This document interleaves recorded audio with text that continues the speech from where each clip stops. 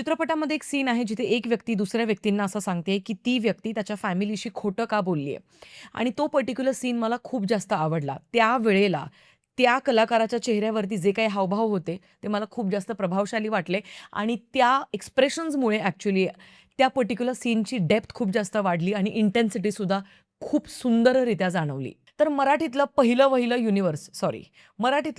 Horror universe म्हणून घबाडकुंड या सिनेमाचा प्रचार केला जात होता. आजच्या रिव्ह्यूमध्ये आपण तेच जाणून घेतोय, की खरंच युनिव्हर्स म्हणून हा सिनेमा जस्टिफाय करतो का? या चित्रपटाचं दिग्दर्शन हे प्रीतम एस. के. पाटील यांनी सांभाळलंय, ज्यांनी अल्ल्याड पल्ल्याडचंही दिग्दर्शन सांभाळलं होतं आणि कारण हा चित्रपट ज्या हॉरर युनिव्हर्सचा भाग आहे, त्यातला हा दुसरा सिनेमा आहे. पहिला सिनेमा होता अल्ल्याड पल्ल्याड. आता ह्या सिनेमामध्ये आपल्याला कास्टिंगमध्ये संदीप पाठक दिसतायत, देवदत्त नागे, कुशल बद्रिके, शशांक शेंडे, प्राजक्ता हनमकर, इतरही बरेचसे कलाकार आहेत. पण मुख्यतः हेच 3 ते 4 कलाकार आहेत, ज्यांच्या अवतीभोवती हा सिनेमा फिरतोय. तर आता प्लॉट असा आहे, डोंट वरी स्पॉयलर्स नाही दिले जाणार आहेत. प्लॉट असा आहे चित्रपटाचा, की एक गाव आहे. त्या गावामध्ये एक विहीर आहे. तर ती विहीर मंत्रतंत्र फुंकून किंवा गंडेदोरे बांधून गेल्या कित्येक वर्षांपासनं म्हणजे 2 ते 3 पिढ्या खपल्या. तेवढ्या वेळेपासनं ती विहीर बंद करून ठेवलेली आहे आणि तिथे कोणीही जात नाही. तर अशा वेळेला एक व्यक्ती चुकून तिथे जाते, गाडी चालवत असते वेळी आणि मग तिथे गेल्यानंतर त्याच्या मागे ते बाईचं जे भूत असतं ते लागतं. आता दुसरीकडे एक 4 ते 5 जणांची मांत्रिकाची टोळी आहे, जी गेल्या कित्येक वर्षांपासनं एका त्या पर्टिक्युलर दिवसाची वाट बघत असते. ज्या दिवसामध्ये तिथे जाऊन पर्टिक्युलरली एका स्पेसिफिक प्रकारची पूजा केल्यानंतर त्यांना ते घबाड मिळणार असतं.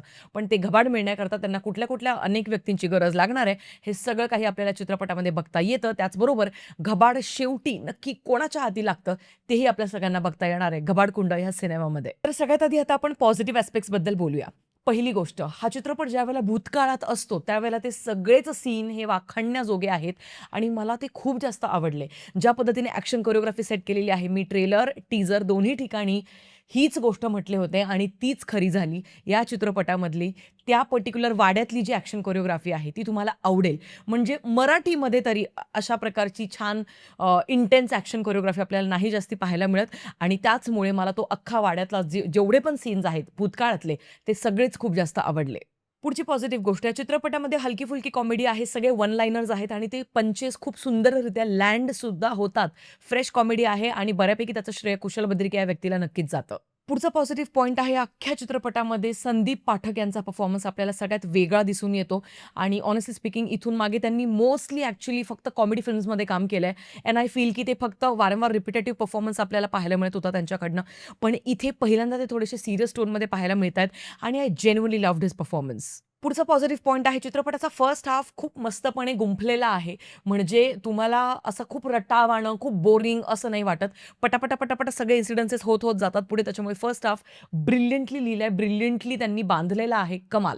पुढचा पॉझिटिव्ह पॉइंट, या चित्रपटाचं संगीत डिपार्टमेंट, गाणी किंवा ओव्हरऑलच बी-जी-एमचं सगळं काम हे खूप सुंदर आहे, इंटेन्स आहे. स्पेशली चित्रपट संपल्यानंतर सुद्धा सीटवरच बसून राहा. एक मस्तपैकी गाणं लागतं समोर. मज्जा येईल तुम्हाला ते गाणं थिएटरात पाहायला. मस्त फुल व्हॉल्यूममध्ये वगैरे. तर लगेच उठून जाऊ नका. पुढची पॉझिटिव्ह गोष्ट आणि ही मला अधोरेखित करायची आहे. सेट डिझाइन ज्या पद्धतीने केलेलं आहे मराठीमध्ये, एवढ्या भव्यतेचं सेट डिझाइन आपल्याला नव्हतं पाहायला मिळालं. ऑल्दो त्याच्यामध्ये पण एक्झिक्युशनमध्ये ते बऱ्यापैकी कमी पडले असा माझा अंदाज आहे. पण तरीसुद्धा मी असं म्हणेन, की ज्या पद्धतीने विहिरीच्या आतले जेवढे पण सीन्स आहेत, ज्या पद्धतीने त्यांनी वेगवेगळे सेक्शन्स तयार केलेले आहेत.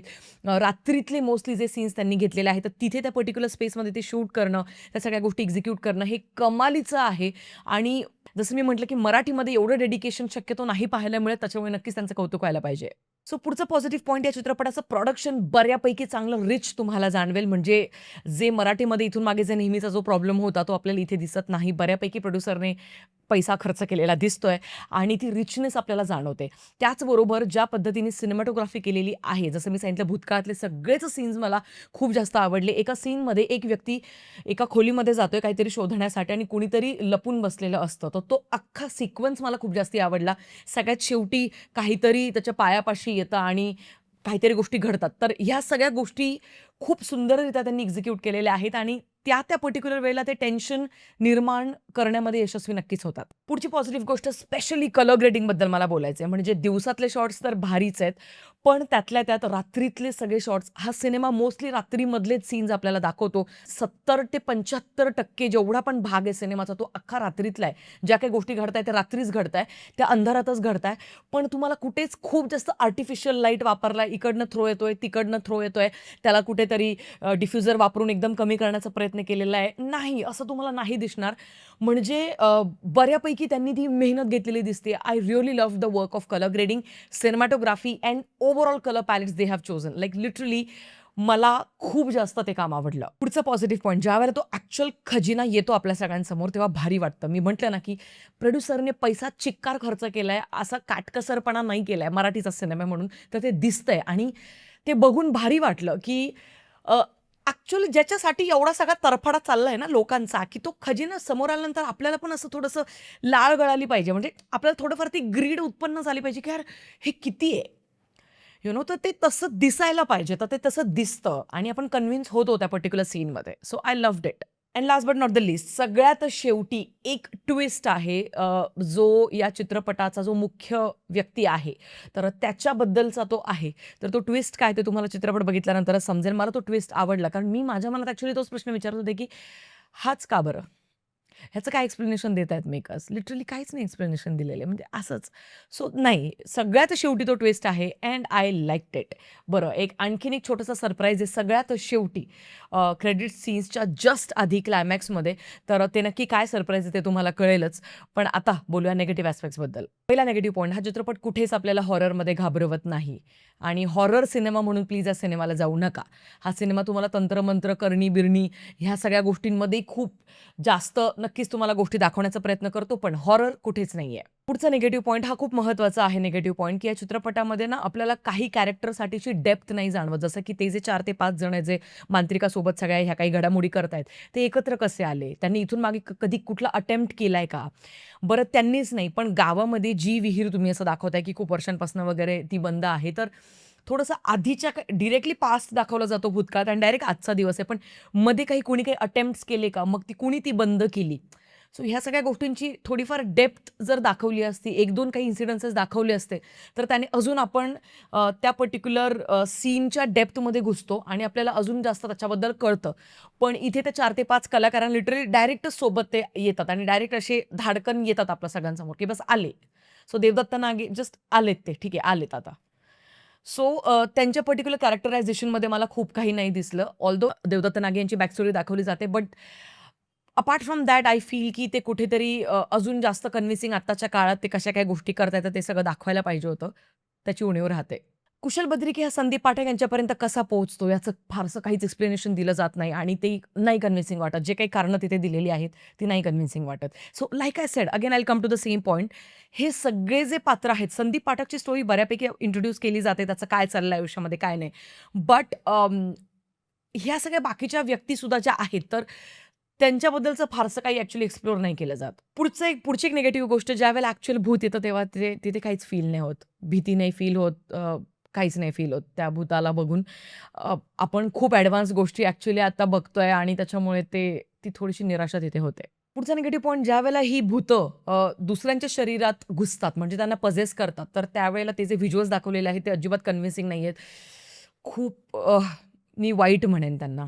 वाईट होते ते व्हिज्युअल्स. जो चेहरा बदलतोय आणि ज्या गोष्टी घडतायत त्या नव्हत्या कन्व्हिन्सिंग. पुढचा एक निगेटिव्ह पॉइंट, युनिव्हर्सच्या नावाखाली वाय-आर-एफ सुद्धा जे आपण बॉलिवूड किंवा इतरही जे सिनेमॅटिक युनिव्हर्सेस असतात, ते ज्या पद्धतीने फक्त युनिव्हर्सच्या नावाखाली शेवटी 1 ते 2 कॅरेक्टर्समध्ये टाकला जातो आणि एखादा एक सीन असतो 2-3 मिनिटांचा, तर ते दाखवलं तरीही आपण त्यांना कोलतो. तर इथे तर मराठीमध्ये लिटरली फक्त एक मॉन्टाज दाखवला गेलेला आहे सगळ्यात लास्टला आणि एक कॅरेक्टर आहे, जे दोरखंड कुठेतरी काहीतरी करतं दोरखंडासोबत. तर ते काय आहे, काय नाही ते तुम्हाला सिनेमामध्ये कळेल. पण we can call it as a universe.